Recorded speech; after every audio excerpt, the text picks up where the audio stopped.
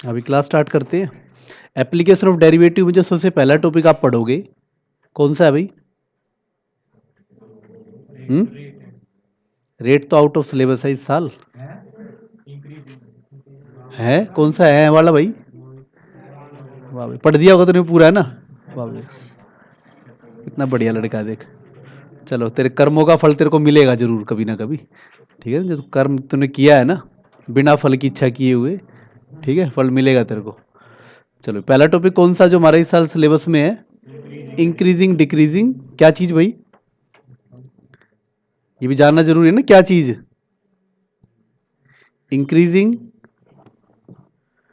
Decreasing functions. किसी function का increasing decreasing check करना। हम रिवीजन मोड पे है, ठीक है, तो बहुत ज़्यादा गहराई से हर चीज़ें मुझे लगता नहीं एक्सप्लेन करने की ज़रूरत है। तो ये आपको पता होना चाहिए कि कोई फंक्शन इंक्रीजिंग कब होता है, ये हमें इस चैप्टर के अंदर पढ़ना है। किसी फंक्शन का इंक्रीजिंग होना और डिक्रीजिंग होना, डेरिवेटिव का उसके अंदर क्या यूज़ होता है, वो हमें इसके अंदर पढ़ना है। बिल्कुल मैं शॉर्ट में लेके चलता हूँ। किसी फंक्शन का डेरिवेटिव अगर पॉजिटिव होता है, वो कौन सा केस होता है भाई? वो केस होता है स्ट्रिक्टली इंक्रीजिंग का।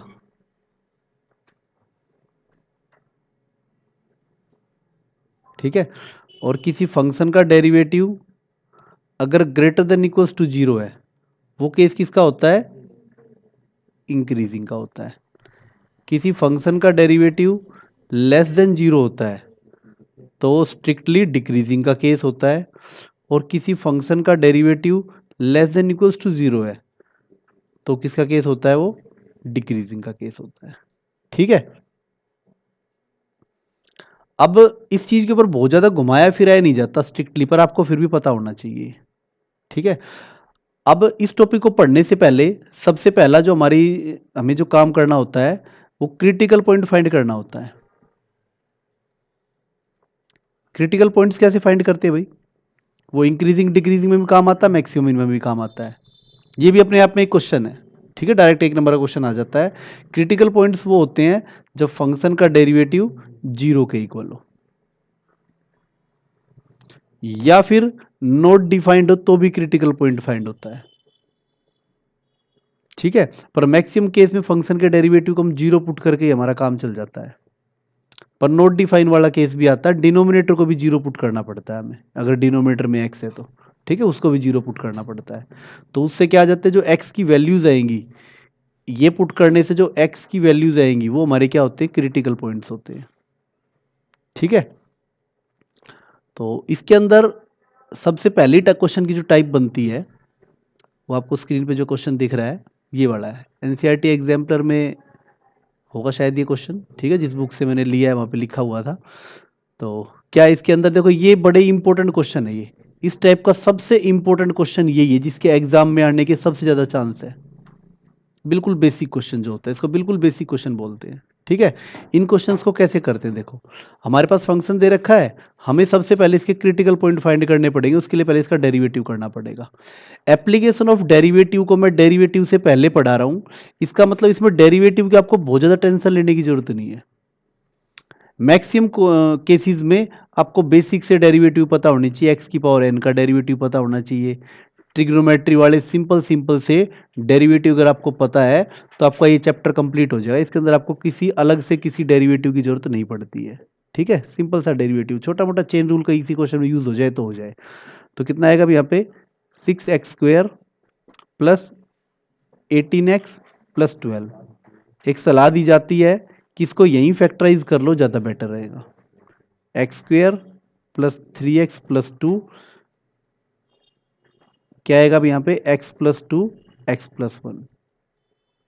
फैक्टराइज यहाँ करना आगे इस क्वेश्चन को थोड़ा सा सिंपल बना देता है। ठीक है, तो ऐसे क्या आएगा? f डैश एक्स को हम जीरो पुट करते हैं क्रिटिकल पॉइंट के लिए, x की वैल्यू आ जाएगी -2 और -1। x की वैल्यू आ जाएगी -2 और -1। इसको हम नंबर लाइन पे प्लॉट कर लेते हैं। -2 -1। ठीक है, ये भी एक कॉमन मिस्टेक है कि नेगेटिव नंबर कुछ बच्चे समझदार पता नहीं किस वजह से ज़्यादा हो जाते हैं, इनको भी उल्टा लिख देते हैं, सारा क्वेश्चन गड़बड़ हो जाता है। ये भी मतलब कि हम पेपर चेक करते हैं जब मिस्टेक देखने को मिलती है कि नंबर ही ठीक तरीके से नंबर हमने प्लॉट नहीं किए हैं। ऑब्जेक्टिव एग्जाम में तो और ध्यान देना होता है इस चीज़ के ऊपर। ये हो गया भाई। उसके बाद हम क्या करते हैं, पॉजिटिव नेगेटिव चेक करते हैं। ठीक है, पॉजिटिव नेगेटिव डेरिवेटिव में पुट करके देखते हैं अलग अलग इंटरवल का। जैसे अगर यहाँ पे -3 यहाँ आएगा नंबर लाइन में, -3 अगर मैं यहाँ पुट करता हूँ, ये सारा रफ का काम है। f--3 फाइंड करते हैं, कितना आएगा भैया 6 इंटू -3 + 2 -3 + 1, मुझे साफ दिख रहा है पॉजिटिव आएगा। ये क्या आएगा, पॉजिटिव। हर इंटरवल का चेक कर सकते हो। बाकी एक छोटी सी ट्रिक भी है, अगर f' के फैक्टर f'(x) के फैक्टर लीनियर है, किसी चीज का होल स्क्वायर नहीं है, तो ये ऑल्टरनेट चलते हैं, पॉजिटिव नेगेटिव पॉजिटिव। अगर किसी चीज का होल स्क्वायर आ जाए तो फिर आप फाइंड कर लो। ठीक है, पर हम एक्सपेक्ट कर रहे हैं, खास तौर पे एप्लीकेशन ऑफ डेरिवेटिव से एक्सपेक्ट किया जा रहा है कि बेसिक से क्वेश्चन जरूर आएंगे। कल ही हमने पढ़े थे इस चैप्टर से, पहले सेक्शन में कितने क्वेश्चन थे अभी, 4 थे ना, और दूसरे सेक्शन में 4, तीसरे सेक्शन में 2, और 2 और 5। केस स्टडी को थोड़ा सा हम साइड में हटा देते हैं। उसके बाद भी 10 क्वेश्चन फिर भी बचते हैं इसके अंदर, इस चैप्टर से 10 क्वेश्चन में उम्मीद है मेरी अपनी कि भाई 7 मतलब 5-6 क्वेश्चन तो आपको बिल्कुल ही बेसिक वाले मिलेंगे। जैसे ये बेसिक क्वेश्चन का ही एग्जाम्पल एक तरह से ये हो सकता है, 1-2 क्वेश्चन तुम्हें छोड़ने पड़ जाए, इस चैप्टर से घुमा दे, ऐसा जरूरी भी नहीं है। क्या पता इससे मुश्किल क्वेश्चन आपको मैट्रिक्स में दिख जाए, कुछ नहीं पता चलता है। कई बार जो चैप्टर मुश्किल होता है उसमें से क्वेश्चन आसान आते हैं, और जो चैप्टर आसान होता है उसमें से क्वेश्चन मुश्किल आते हैं। ऐसा कई बार सीबीएसई कर देती है। जैसे अगर आप सेकंड टर्म की बात हम करेंगे तो डेरिवेटिव जो होता है, अगर हम पूरे सिलेबस की बात करें तो ज़्यादातर ऐसा हुआ कि डेरिवेटिव से क्वेश्चन डिफिकल्ट पूछा जाता है और इंटीग्रल से क्वेश्चन आसान पूछा जाता है, क्योंकि इंटीग्रल टॉपिक मुश्किल है, इसीलिए उससे क्वेश्चन सीबीएसई में क्या आता है, आसान आता है। तो उम्मीद है कि इसमें से क्या पता बेसिक से क्वेश्चन ही आ जाए। ठीक है, तो ये हमारा ये हो गया। अब आपको इस क्वेश्चन के अंदर, क्योंकि ऑब्जेक्टिव एग्जाम है, आपको यहीं से देखना है, डिक्रीजिंग का पता लगाना है। वैसे मैं आपको बता दूं, स्ट्रिक्टली डिक्रीजिंग कहाँ पे है भाई,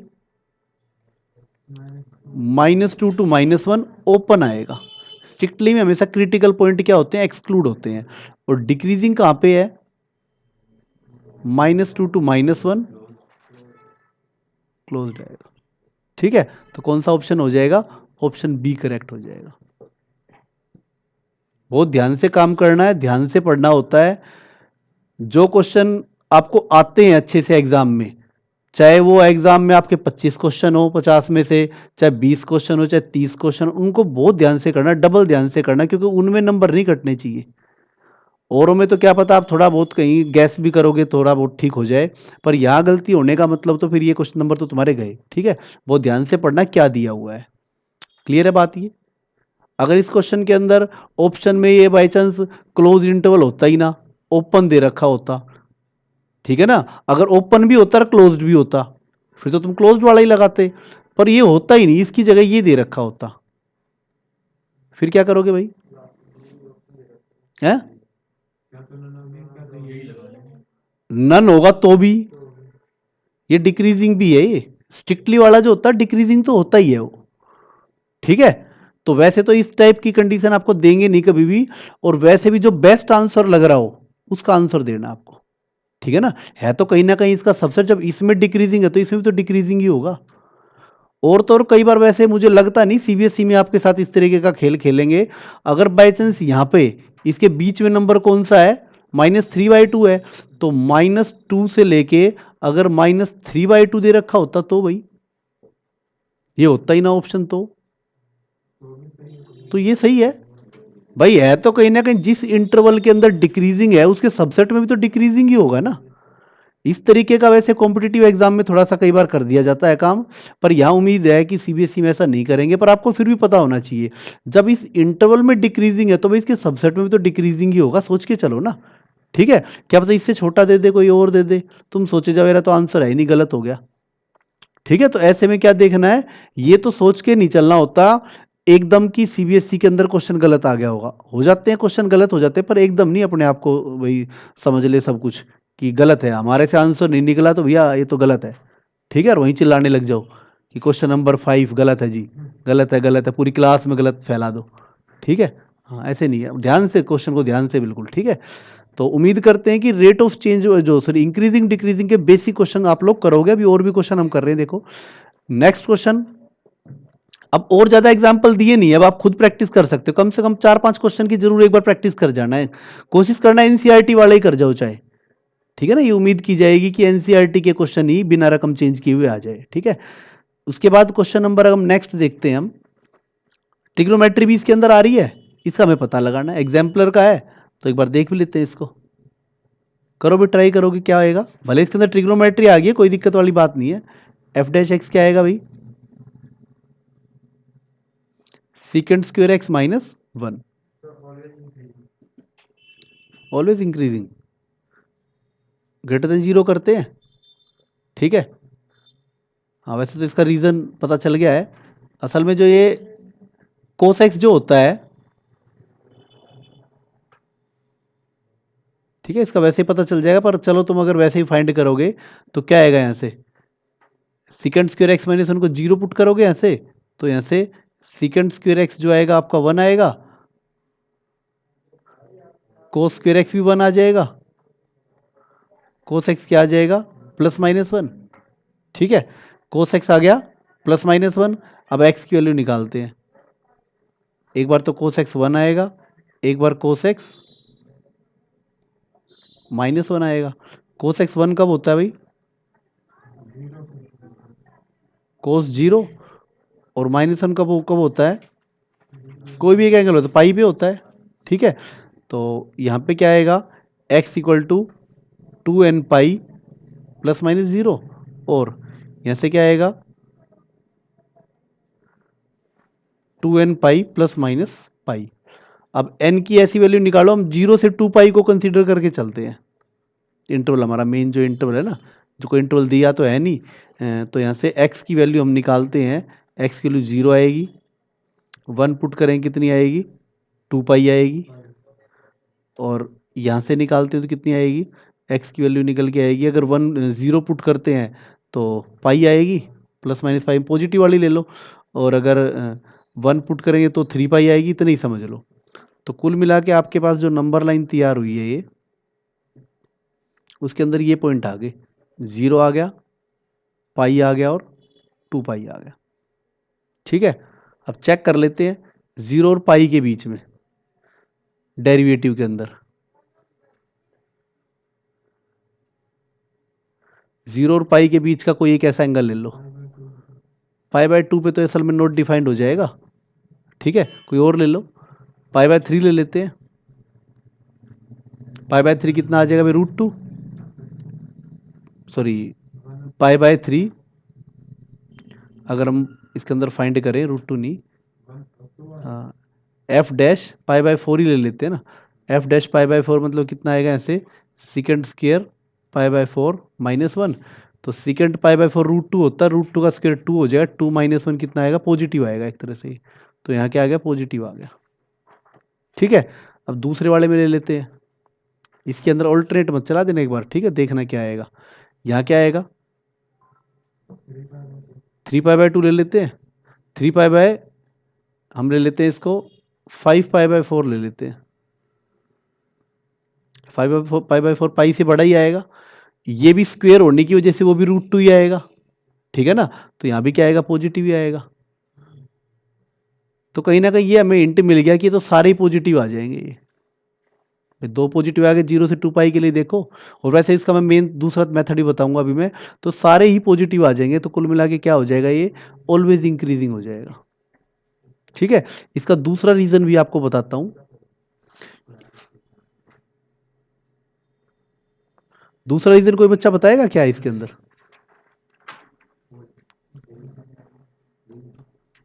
हाँ भाई, कोई बच्चा बताएगा दूसरा रीजन क्या है, हैं, X, X always belongs to R, तो उससे क्या होगा भाई, भाई सबको पता है वैसे ये कि जो सीकेंट एक्स जो होता है वो कहाँ बिलोंग करता है? Minus infinity to -1 union 1 to infinity, ये होता है हमेशा सीकेंट एक्स। ठीक है, अगर हम इसका स्क्वायर करेंगे तो जो नेगेटिव वाले नंबर है ये भी इसी तरफ ही चले जाएंगे, तो सीकेंट स्क्वायर एक्स हमेशा बिलोंग करेगा 1 टू इन्फिनिटी में। ठीक है, मतलब हम ये कह सकते हैं कि जो सीकेंट स्क्वायर एक्स की वैल्यू होती है always greater than equals to 1 होती है। ठीक है, तो यहां से कितना आ जाएगा, जो सीकेंट स्क्वायर एक्स -1 आएगा always greater than equals to 0 आएगा। ठीक है, मतलब हम कह सकते हैं कि जो एफ डैश एक्स है is always greater than equals to 0, तो इसका मतलब क्या हो जाएगा, ऑलवेज इंक्रीजिंग। ये इसका मतलब बेस्ट मेथड है ये।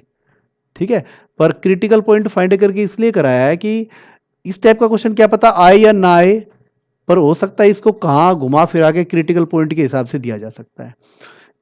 ट्रिग्नोमेट्री वाले आपको तभी करने हैं जब आपके बेसिक जो एल्जेब्रिक वाले हैं वो अच्छे से क्लियर हो जाए। हमें टारगेट लेके चलना है कि हम एप्लीकेशन ऑफ डेरिवेटिव के जो 10 क्वेश्चन है उसमें से 6 क्वेश्चन कर पाए। 6 क्वेश्चन तो बेसिक आएंगे जरूर, बिल्कुल। ठीक है, बिल्कुल बेसिक से आपको मिलेंगे वहां पे। नेक्स्ट हम करते हैं इसके अंदर, देखो एनसीईआरटी का क्वेश्चन है वैसे तो ये। ठीक है, आना चाहिए। क्या करें इसके अंदर भाई, इसके तो आंसर भी याद हो जाने चाहिए। Cos x minus sine x, ठीक है, 0 पुट करेंगे,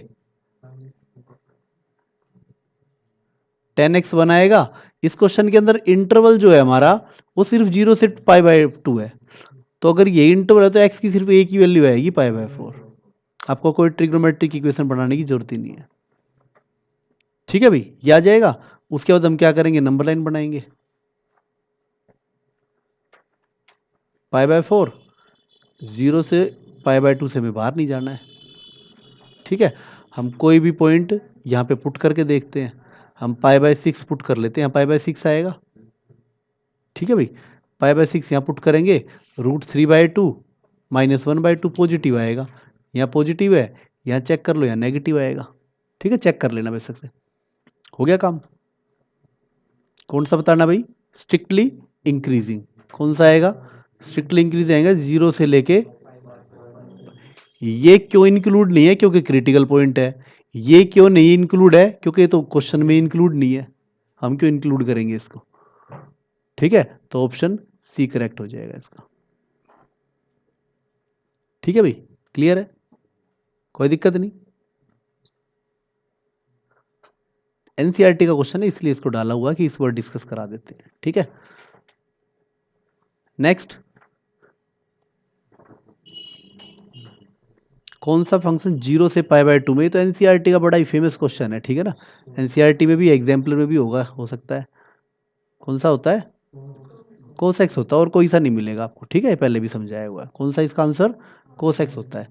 एक बार एनसीईआरटी के जो क्वेश्चन ऐसे हैं जो आपके बिल्कुल सर के ऊपर से जा रहे हो, होते हैं ना कुछ क्वेश्चन ऐसे, कुछ भी समझ में ना सर समझ में आए उसका, ना पूछ समझ में आई। ठीक है, उसको भी क्या करोगे उनके लिए, है क्या करोगे, अरे याद कर जाओ, रट्टे मार जाओ उसके। ठीक है ना, लास्ट तो तरीका वही है। रटना जो वर्ड होता है ना, रटना वर्ड कोई बेकार नहीं होता, ये भी माइंड की एबिलिटी होती है भाई। रटोगे तो तुम ही रटोगे ना, कोई पड़ोसी तो थोड़ा ना रटेगा उसको। किसी चीज को याद करना, ठीक है, रटना थोड़ा सा वर्ड ऐसा बना दिया हमारी पढ़ाई में कि रटने का मतलब तो भाई अंडरस्टैंडिंग ही नहीं है। रटना भी अपने आप में बहुत जबरदस्त अंडरस्टैंडिंग होती है, ऐसा नहीं है, उसको रट के भी आईएएस बनते हैं। ठीक है, तो इसीलिए कुछ बातें जब लास्ट टाइम की बात होती है, जब एग्जाम आपका बिल्कुल ही सर पे है, तो मान लो 50-60 क्वेश्चन आपके ऐसे निकल के आ जाए, एनसीईआरटी के हो, मैं ज़्यादा दाएं बाएं नहीं जा रहा हूँ, एनसीईआरटी और एनसीईआरटी एग्जाम्पलर के क्वेश्चन है, भले आपके सर के ऊपर से जा रहे हो, उनको एक बार उनके आंसर आप जरूर देख जाना एक बार ढंग से। 2-4-5 क्वेश्चन भी मिल गए उनमें से एग्जाम में आपको रखे हुए तो बढ़िया काम बन जाएगा। 2 भी मिल गए, 1 भी मिल गया तो भी अच्छा काम हो जाएगा। ठीक है, तो एक बार जरूर देख जाना उनको। तो नेक्स्ट हम देखते हैं इसके अंदर अगला टॉपिक। ठीक है भाई, अभी हमने जो इंक्रीजिंग डिक्रीजिंग पढ़ा है, इसके अंदर आपने बेसिक करना है। बेसिक में क्या है, इंक्रीजिंग डिक्रीजिंग कब होता है, एल्जेब्रिक वाले क्वेश्चन कर जाना।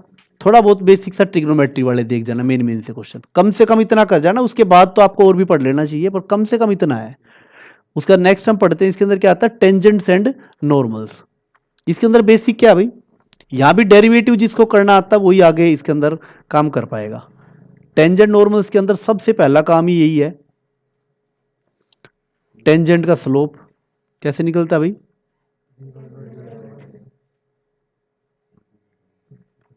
स्लोप ऑफ टेंजेंट m1 क्या होता है भाई, फंक्शन का डेरिवेटिव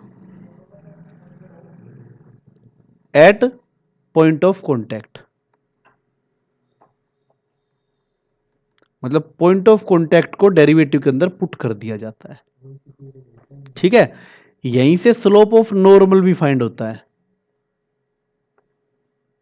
m2 फाइंड करना बड़ा आसान है, -1/m1, या इसको ऐसे भी कहा जा सकता है -dx/dy, ये हो जाएगा ना, कोई दिक्कत नहीं, वो एक ही बात होती है। वो 1/dy/dx को dx/dy भी लिखा जा सकता है, डायरेक्ट आपको ये काम करना है। मतलब बड़ी उम्मीद है मेरे को कि एक क्वेश्चन तो कम से कम डायरेक्ट ही दे दे, क्या पता आपको एक function they they, find slope of tangent at x = 5, क्या पता सिंपल सा ही मिल जाए, ठीक है। पैरामेट्रिक फॉर्म में दे दे, पैरामेट्रिक का डेरिवेटिव आना चाहिए आपको, find slope of normal at theta = π/4, ठीक है, जो बिल्कुल बेसिक क्वेश्चन होते हैं, क्या पता यही रखा हुआ मिल जाए क्वेश्चन, फिर थोड़ा ना छोड़ना एप्लीकेशन ऑफ डेरिवेटिव का, फिर तो चाहे और किसी चैप्टर का छोड़ दो, पर इस चैप्टर का क्वेश्चन तो आपको जरूर आता हुआ मिलना चाहिए। उसके बाद दूसरी बात क्या है भाई, इसके अंदर भाई काफ़ी सारे क्वेश्चन है इसके अंदर, पॉइंट वगैरह फाइंड करने के अकॉर्डिंग टू क्वेश्चन, बहुत सारी चीज़ है। उसके बाद कई बार टेंजेंट या नॉर्मल की इक्वेशन भी पूछ लेते हैं। किसी भी लाइन की इक्वेशन किसके इक्वल होती है, y - y1 = slope x - x1, चाहे हम टेंजेंट की इक्वेशन निकाल ले, चाहे हम नॉर्मल की इक्वेशन निकाल ले, ये इसके अंदर काम में आता है, ठीक है, क्लियर। उसके बाद कई बार एक फॉर्मूला आता है, angle between two lines tan theta mode m2 - m1 upon 1 + m1 m2, ये आ जाता है, ठीक है। यहाँ से कुछ कंडीशन और ड्राइव हो जाती है, m1 और m2 इक्वल मतलब पैरेलल लाइंस, और m1 m2 = -1 मतलब परपेंडिकुलर लाइंस।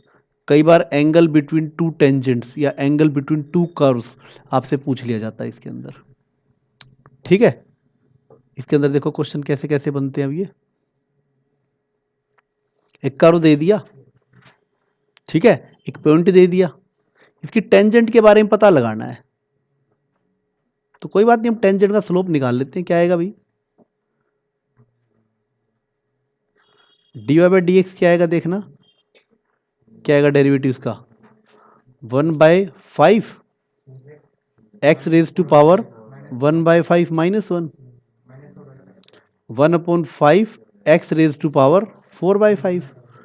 भाई 0 0 पुट करेंगे एट 0 0, क्या आ जाएगा भाई, यहाँ से 1/0 आ जाएगा, नॉट डिफाइंड आ जाएगा।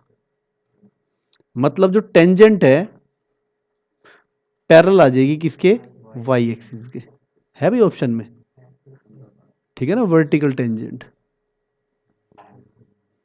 Tangent parallel to y axis. Oblique tangent कौन सी होती है भाई, जो इन दोनों में से कोई सी भी ना हो, टेंजेंट तो हो, ठीक है, जैसे कोई भी ऐसी इस तरीके से टेंजेंट, ठीक है भाई, क्लियर।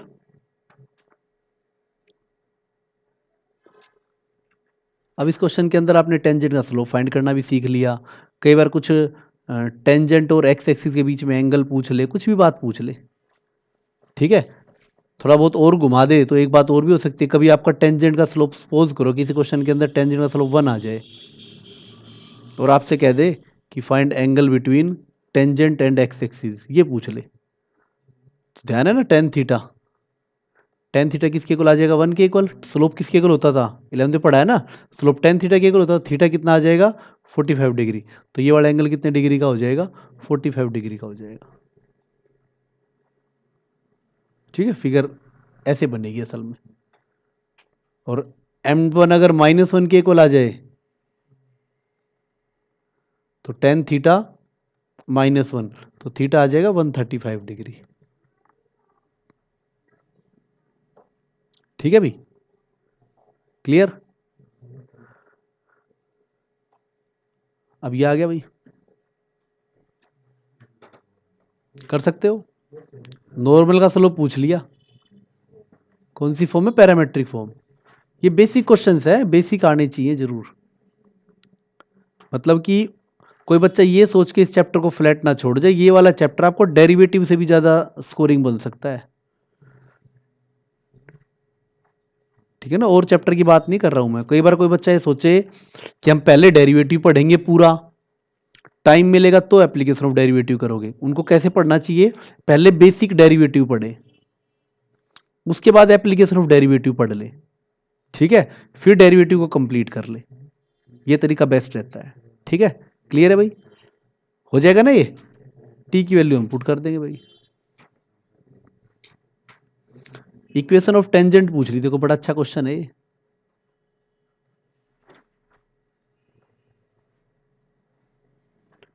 पहले टेंजेंट का स्लोप निकालेंगे, कैसे भाई? वाई डैश आ जाएगा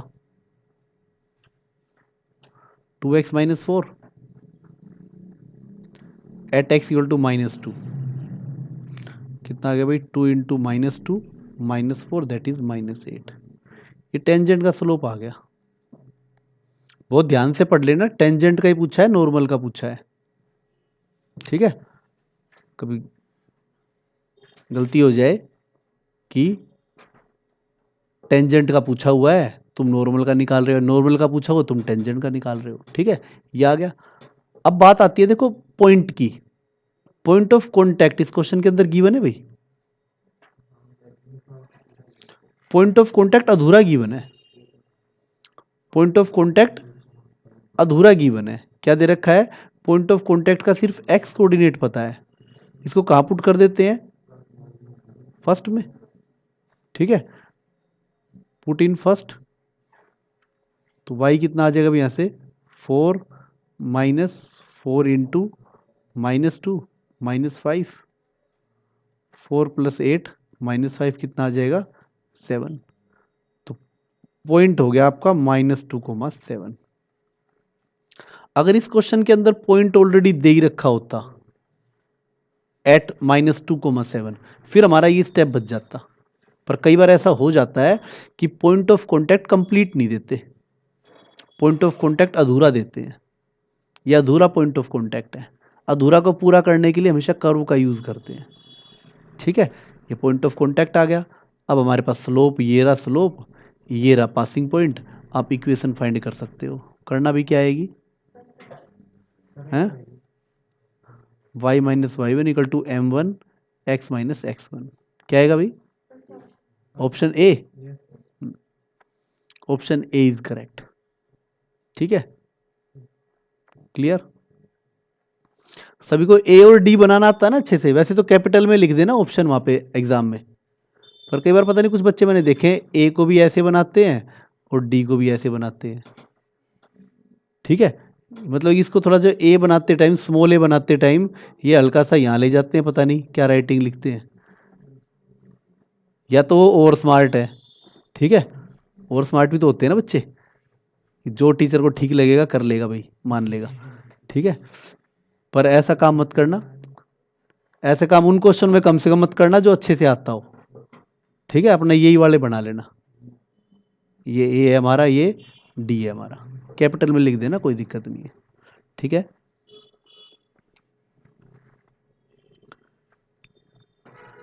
चलो भाई नेक्स्ट। नॉर्मल की इक्वेशन दे रखी है, पैरामेट्रिक फॉर्म है, पर टी की वैल्यू नहीं दे रखी है, तो टेंशन नहीं लेनी जरा सी। टी की वैल्यू नहीं दे रखी तो टी की टर्म्स में आंसर आ जाएगा यहाँ पे। ठीक है, अगर टी की वैल्यू नहीं दे रखी हो पैरामेट्रिक फॉर्म के अंदर तो टी की टर्म्स में आंसर निकाल दो, कोई दिक्कत वाली बात ही नहीं है। पहले हम नॉर्मल का स्लोप निकालते हैं। क्या आएगा भाई? dx/dt। क्या आएगा यहाँ से? 2at। फिर dy/dt निकालते हैं। डी वाई डी टी आ जाएगा 2a। तो direct D X by D Y निकाल लो। D X by D Y क्या आ जाएगा, 2a t upon 2a, that is t आ जाएगा। तो स्लोप ऑफ नॉर्मल, नॉर्मल का स्लोप जो कि m2 है वो minus D X by D T होता है, डी वाई होता है। कितना आ जाएगा, माइनस टी आ जाएगा। अगर t कुछ पुट करने के लिए है ही नहीं, याद रखना इस चीज़ को, तो t की कोई वैल्यू पुट करेंगे ही नहीं, ये नॉर्मल का स्लोप आ गया।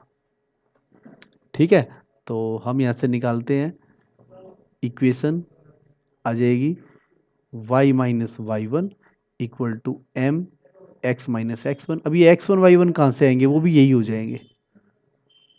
ठीक है ना, तो क्या आ जाएगा ऐसे, y माइनस वाई वन है हमारा 2a t के equal to minus t x minus a t square. ठीक है, इसको सिंप्लीफाई कर लेंगे।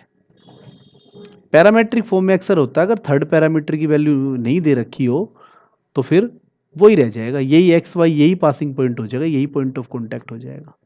ठीक है, अगर t की वैल्यू दे रखी होती यहाँ पे एट t इक्वल टू 1, तो स्लोप कितना हो जाता, -1, और t फिर यहाँ पुट करते x आ जाता, t फिर यहाँ पुट करते तो y आ जाता, फिर वो पॉइंट ऑफ कॉन्टैक्ट आता हमारा। ठीक है, क्लियर। जो यहाँ पे पढ़ाया जा रहा है इससे रिलेटेड आपको एनसीईआरटी से क्वेश्चन जरूर कर लेने हैं। ठीक है, ये कंप्लीट नहीं है जो यहाँ पे 4-5 क्वेश्चन कराए जा रहे हैं, ऐसा नहीं कि इन्हीं क्वेश्चंस को करके आपका यही एग्जाम में आ जाएंगे, ऐसा नहीं है। ठीक है, थोड़ा सा एक हिंट दिया जा रहा है किस टाइप के क्वेश्चंस आने के चांस है।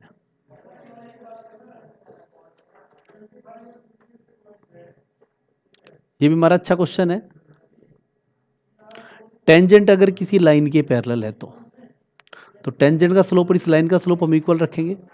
पहले तो टेंजेंट का स्लोप निकालते हैं भाई, वाई डैश, रूट का derivative 1/2 root 3x minus 2, root 3x minus 2 करेंगे कितना आएगा, 3 आ जाएगा। यहाँ से आ जाएगा 3/2 square root of 3x minus 2, ये आ गया भी हमारा y डैश, या हम कह सकते हैं टेंजेंट का स्लोप। बहुत ध्यान से पढ़ लो, इस क्वेश्चन के अंदर हमें टेंजेंट के स्लोप की जरूरत है, तो टेंजेंट का निकाल लिया। अब इस लाइन का भी निकालते, लाइन का भी डेरिवेटिव करके निकाल सकते हो। लाइन की इक्वेशन का डेरिवेटिव करोगे तो लाइन का स्लोप आ जाएगा, कितना आ जाएगा यहाँ से, 4 minus 2y dash equal to 0। तो यहाँ से y डैश आ जाएगा हमारा कितना भाई, है अरे 1/2 कहाँ से आएगा, क्या करते हो तुम, है ठीक है 2 ही तो आएगा, 1/2 क्यों आएगा भाई। ये किसका स्लोप आ गया, लाइन का स्लोप आ गया। According to question 3/2 root 3x minus 2 equal to 2 के इक्वल हो जाएगा ऐसे। तो क्रॉस मल्टीप्लाई करते हैं, 3 = 4 square root of 3x minus 2, squaring करेंगे 9 equal to 16 3x minus 2, 9 equal to 48x minus 32, x की वैल्यू आ जाएगी 41/48। इस पर्टिकुलर क्वेश्चन के अंदर कैलकुलेशन थोड़ी सी ज़्यादा जा रही है। ठीक है, x आ गया, y भी निकाल लेंगे इसको पुट करके, इस वाले में पुट करके ऐसे y भी आ जाएगा, x आ गया y आ गया, अब हमारा सारा काम हो गया ऐसे। ठीक है, पासिंग पॉइंट क्या हो जाएगा, एक तरह से पासिंग पॉइंट हो जाएगा 41/48 कोमा जो भी y की वैल्यू आएगी, और स्लोप टेंजेंट का स्लोप आपको कहीं ना कहीं नजर जरूर आ जाएगा। टेंजेंट का स्लोप ये नजर आ रहा क्या, m1 किसके इक्वल आया था, 2 के इक्वल आया था ना, टेंजेंट का स्लोप किसके इक्वल है, 2 के इक्वल है। अब पासिंग पॉइंट है, यहाँ से इक्वेशन आ जाएगी। ठीक है, बेसिक से इस टाइप के क्वेश्चन भी आप एक बार कर लेना, जरूर नहीं है कि टाइम की आपके पास कोई कमी है नहीं। ठीक है, और अगर ऐसे क्वेश्चन भी आ जाते हैं, ये आसान क्वेश्चन की गिनती में ही है। अगर आप किसी क्वेश्चन को समझ पा रहे हो तो ये बहुत बड़ा अचीवमेंट होता है मैथ्स के अंदर। आंसर तो दूसरा स्टेप होता है, अगर आपको ये पता चल जाए एक्चुअल में क्वेश्चन में करना क्या है, तो ये मत समझ लेना कि इसका मतलब क्वेश्चन आसान है। बहुत सी बार तो ऐसा होता है कि आपको सॉल्यूशन तो पता होता है पर आपको क्वेश्चन समझ में नहीं आता। ठीक है ना, तो फिर तो उसका आंसर का पता होना ना होना बेकार है। वो तो फिर बाद में पता चलता है अच्छा ये निकालना था क्या इसमें, अच्छा इसमें बस डेरिवेटिव करके जीरो पुट कर देना था। क्वेश्चन को पढ़ के नहीं पता चलता है कई बार, ठीक है। तो अगर आप क्वेश्चन को समझ पा रहे हो तो वो क्वेश्चन आपका हो जाना चाहिए। यहाँ कोई एग्जाम में मारा मारी नहीं है, बड़ी आराम से आपको एक तरह से 1.5 घंटा तो पूरा मिल ही रहा है, उसके बाद भी 15 मिनट और भी मिल रही है, ठीक है। 40 क्वेश्चन के लिए बहुत होता है टाइम ये, ठीक है। तो इस टाइप के क्वेश्चन को भी एक बार आप एनसीईआरटी के अंदर आपने काफी सारे क्वेश्चन ऐसे देखे होंगे टेंजेंट नॉर्मल के, वो एक बार कर लेना जरूर कंप्लीट, ठीक है। तो इन चीजों के साथ हमारा टेंजेंट नॉर्मल भी कंप्लीट हो जाता है। एक क्वेश्चन और भी है यहाँ पे, पॉइंट ऑफ कॉन्टैक्ट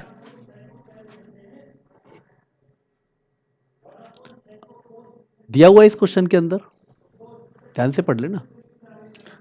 दो चीजें इंपॉर्टेंट होती है, कर्व गिवन है भाई, अरे कर्व गिवन है क्या, और पॉइंट ऑफ कॉन्टैक्ट गिवन है, एट 0,1 है तो पॉइंट ऑफ कॉन्टैक्ट भी गिवन है। ये पूछा कि जो टेंजेंट है इस लाइन को कहां काट रही है, एक्स एक्सिस को कहां काट रही है, ठीक है। तो पहले टेंजेंट की इक्वेशन तो फाइंड करें, कैसे निकलेगा भाई,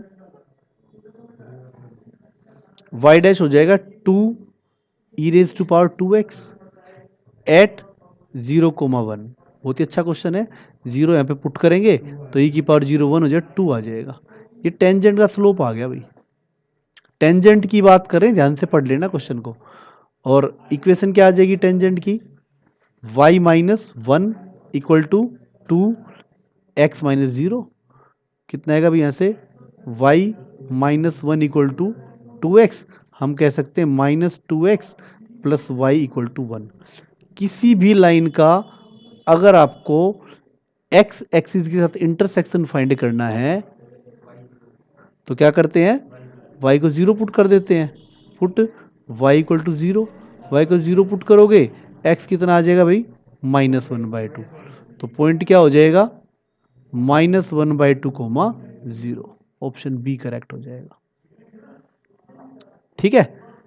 ऐसे ही घुमा फिरा के क्वेश्चन पूछे जा सकते हैं, ठीक है। क्लियर है, कोई दिक्कत नहीं किसी को। अब चाहे क्वेश्चन हमने 5-6 किए हो, इन 5-6 क्वेश्चन से रिलेटेड आपको एनसीईआरटी का टच जरूर ले लेना है कि एनसीईआरटी में इस सही तरीके क्या क्या क्वेश्चन बन सकते हैं, ठीक है। नेक्स्ट टॉपिक क्या आता है इसके अंदर, मैक्सिमा मिनिमा, ठीक है। मैक्सिमा मिनिमा के अंदर हो सकता है एक आधा क्वेश्चन और भी आ जाए बीच में, पर 5 नंबर का क्वेश्चन तो लगभग लगभग पक्का है।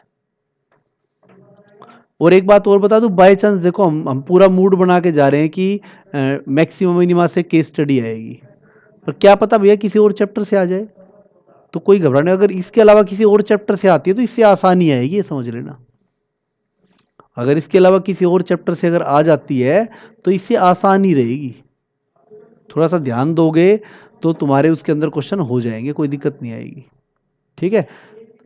तो मैक्सिमम मिनिमा के अंदर क्या होता है भाई, सबसे पहले तो इसके अंदर भी हम क्रिटिकल पॉइंट तो फाइंड करते ही हैं। इसके अंदर सबसे पहला काम क्या होता है, फाइंड क्रिटिकल पॉइंट।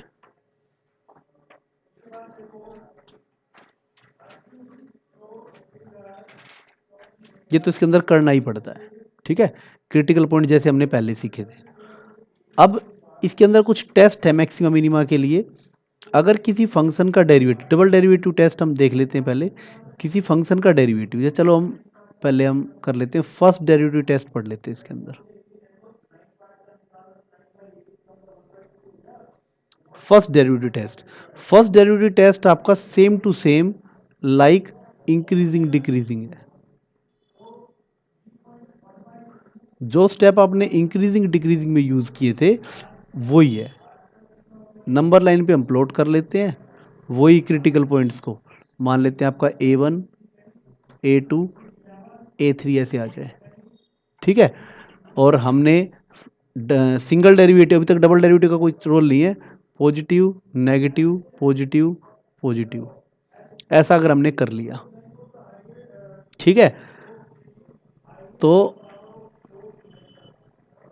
पॉजिटिव से नेगेटिव वाला पॉइंट कौन सा होता है भाई, कौन सा होता है, मैक्सिमा का पॉइंट होता है। मैक्सिमा क्या हो जाएगा, एक्स की वैल्यू को मैक्सिमा बोलते हैं। मैक्सिमा क्या हो जाएगा, एक्स इक्वल टू A1 है यहाँ पे फिलहाल, ठीक है। नेगेटिव से पॉजिटिव वाला पॉइंट मिनिमा का पॉइंट होता है।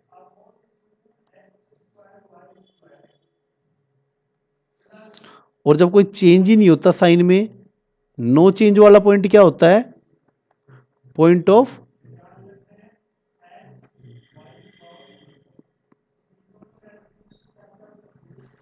इनफ्लेक्शन, ठीक है। नाइदर मैक्सिमा नोर मिनिमा, यहां पे कौन सा? वो x इक्वल टू A3। आगे बात समझ में? ये आपके पॉइंट आ जाते हैं। अब थोड़ी सी नोट करने की बात ये है, यहां पे जो ये मिनिमा मैक्सिमा के पॉइंट है ना,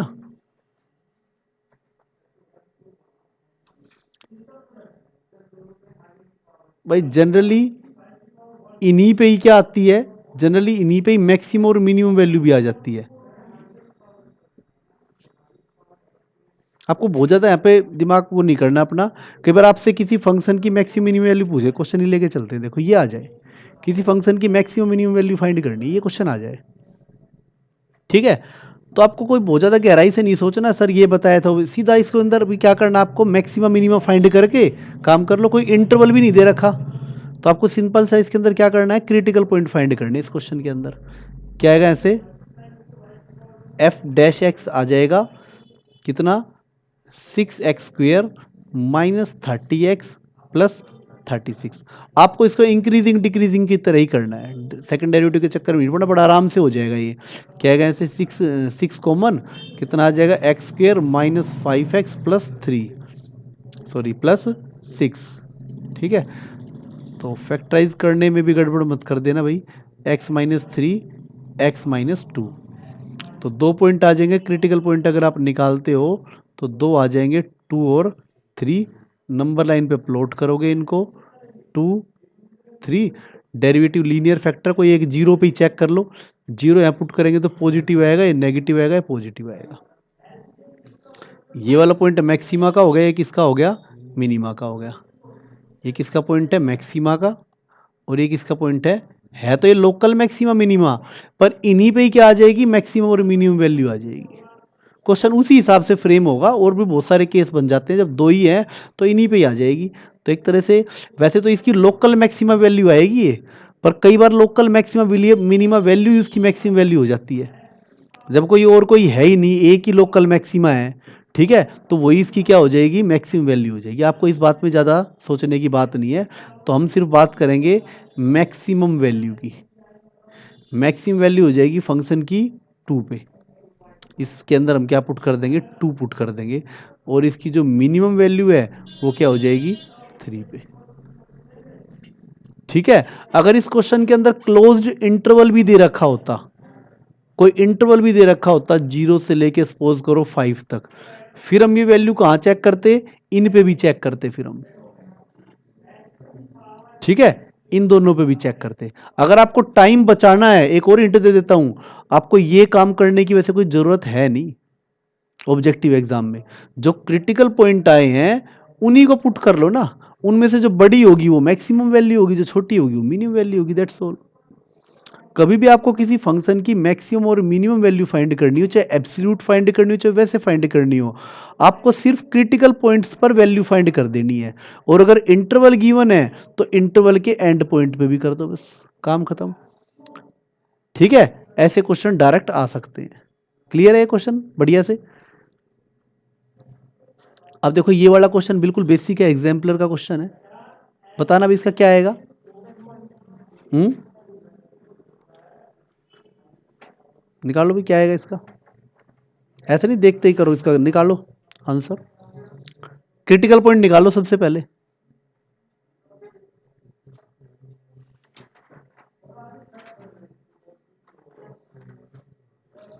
डेरिवेटिव कितना आएगा? 6x² minus 6x minus 12।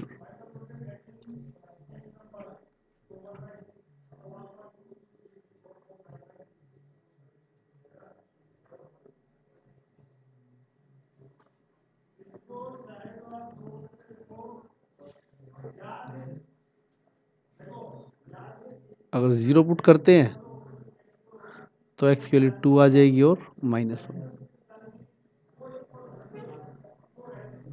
वैसे तो आगे आपको करने नहीं है, होल स्क्वायर बनानी, तो ऐसा तो हो नहीं सकता, या माइनस होने की दोनों पे सारे ही पॉजिटिव हो जाए, सारे वो हो जाए, ऐसा तो हो ही नहीं सकता यहाँ पे।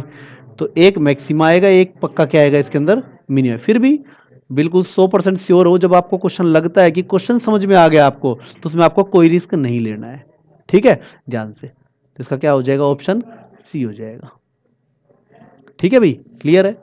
इसके अलावा जो आपके एनसीईआरटी के क्वेश्चन है और एग्जाम्पलर की भी आप बुक ना हो तो पीडीएफ मिल जाएगी आपको नेट से, वहां से एक बार थोड़ी सी रिवीजन ले सकते हो बेसिक बेसिक क्वेश्चंस की कम से कम, ठीक है। अब देखो भाई, क्या ये बहुत ही अच्छा क्वेश्चन है, स्लोप को मैक्सिमम करना है, इस फंक्शन को मैक्सिमम नहीं करना है। बहुत ही अच्छा क्वेश्चन है ये। क्या करना है, स्लोप को मैक्सिमम करना है। यहां पे तो पहले स्लोप फाइंड तो कर लो भाई। स्लोप ऑफ टेंजेंट बोलना चाहिए वैसे, ठीक है ना, slope of tangent of curve, ठीक है। Slope of tangent of curve को मैक्सिमम करना है, तो पहले भी स्लोप फाइंड कर लेते हैं ना। स्लोप किसके इक्वल होता है, dy बाय डी एक्स के। कितना आ जाएगा ऐसे, -3x² प्लस 6x प्लस 9। अब एक नया फंक्शन क्रिएट हो गया, पुराने को भूल जाओ। आपको इसको मैक्सिमम करना है, इसकी मैक्सिमम वैल्यू फाइंड करनी है। अब मतलब क्या करना है, इस पे अब लगाओ दोबारा से, फिर डेरिवेटिव करो, dm बाई डी एक्स कितना आएगा ऐसे, -6x प्लस 6। जीरो पुट करोगे, x की वैल्यू क्या आएगी, 1 आएगी, ठीक है। चेक भी कर लेते हैं एक बार, 1 पे जीरो इधर आएगा ना, जीरो पुट करोगे क्या आएगा,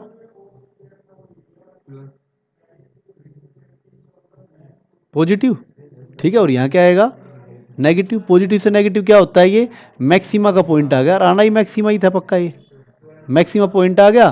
तो मैक्सिमम स्लोप क्या हो जाएगा, मैक्सिमम एम क्या हो जाएगा, यहाँ पुट करेंगे, कितना आ जाएगा जी, -3 plus 6 plus 9 that is 12, option B हो जाएगा, ठीक है। स्लोप को मैं दो बार डेरिवेटिव हो गया, पर दो बार डेरिवेटिव का रीजन क्या है वो समझना। वो क्या है, क्योंकि स्लोप को मैक्सिमम करने के लिए बोला गया था, ठीक है। मतलब एक क्वेश्चन का हिंट हो गया ये, आपको बहुत ध्यान से पढ़ के ऐसे अलग से क्वेश्चन बन सकते हैं। क्वेश्चन समझ में आ गया तो कोई दिक्कत नहीं आएगी, ठीक है। बेसिक बेसिक से जो क्वेश्चन है, कई बार बच्चा क्या सोच के चलता है कि एप्लीकेशन ऑफ डेरिवेटिव को तो मैं हाथ ही नहीं लगाना है। आज जितने भी हमने एप्लीकेशन ऑफ डेरिवेटिव के क्वेश्चन किए हैं, मुझे लगता नहीं कि जिस बच्चे को डेरिवेटिव आता होगा वो एप्लीकेशन ऑफ डेरिवेटिव में थोड़ा सा आज कॉन्फिडेंस जरूर बूस्ट हुआ कि हम इसके भी क्वेश्चन कर देंगे। ये आज चैप्टर सिर्फ इसीलिए कराया गया है कि आपके माइंड में सिर्फ ये बात ना आ जाए कि एप्लीकेशन ऑफ डेरिवेटिव हमें छोड़ के जाना है। कल जो आपको बताया था कि एक आधा चैप्टर अगर आपको लगे छोड़ दो, ये चैप्टर छोड़ने का नहीं है। अगर आपने ये चैप्टर छोड़ा तो आपको चैप्टर 5 भी छोड़ना पड़ेगा, फिर क्या क्या छोड़ोगे, ठीक है ना। तो ये चैप्टर का एक बेसिक आपको जरूर पढ़ के जाना चाहिए, और वैसे भी केस स्टडी भी इससे आनी है, ठीक है।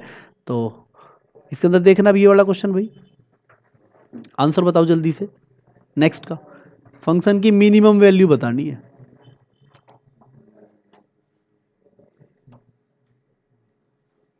बेटा पेन चलाने से बात बनेगी, ऐसा थोड़ा देखने से आंसर आ जाएगा है? इसका क्रिटिकल पॉइंट फाइंड करो पहले, फिर उसका पता लगाओ, मैक्सिमा है मिनिमा है, वो पक्का मिनिमा मिलेगा इस क्वेश्चन के अंदर है।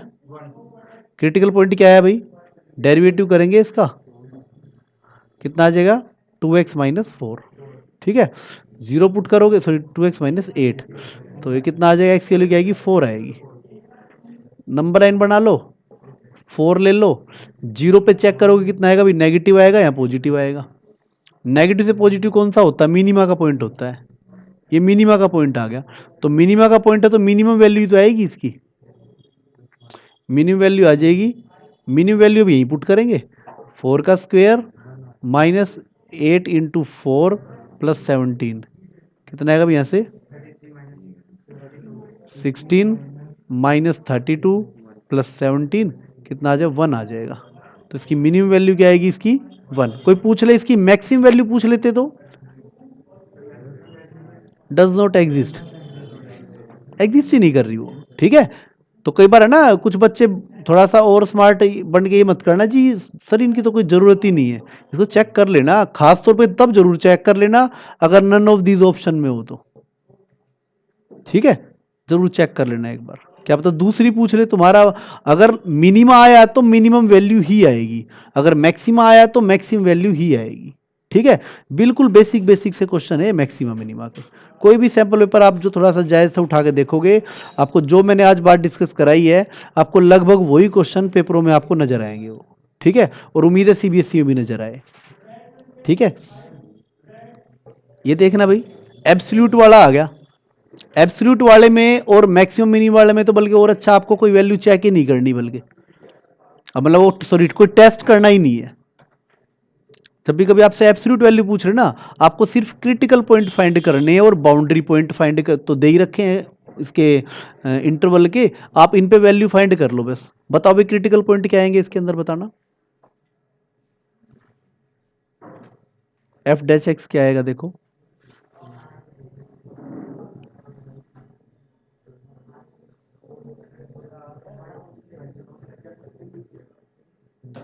फोर बाय थ्री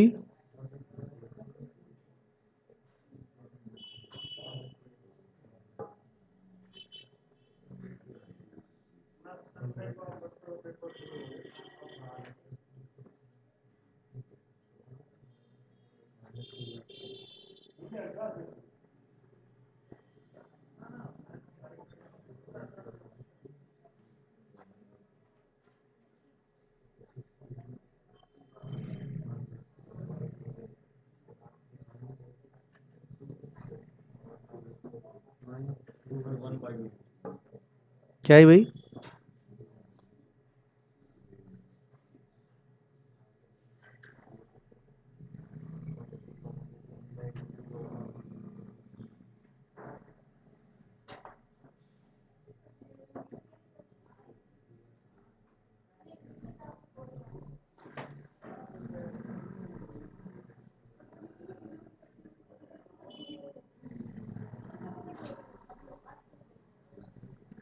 ये आएगा भाई, है एक्स की वैल्यू क्या आ जाएगी, 1/8।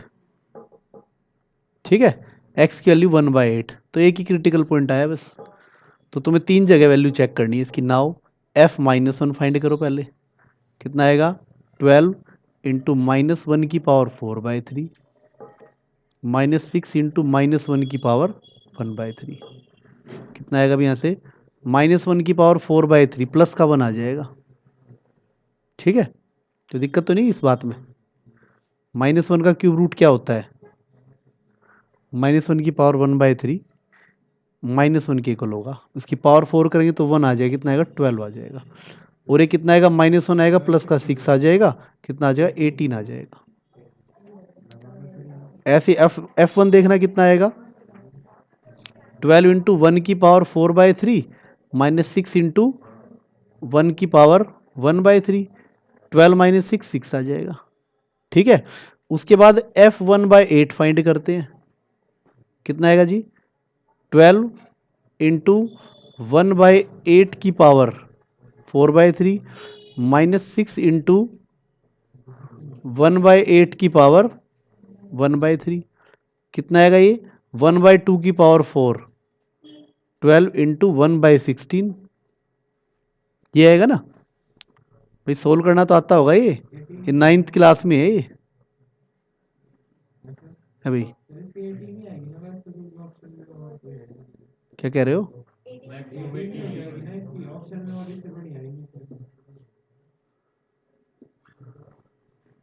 हाँ वैसे भी सोच सकते हो। ठीक है, मतलब इसको सोल्व करने से घबरा गए क्या, है 9th क्लास में कोई पड़ोस में कोई छोटा भैया और छोटी दीदी रहती हो ना, उससे सीख लेना अगर किसी को घबराहट हो रही हो तो। ठीक है, रिक्वेस्ट मोड पे।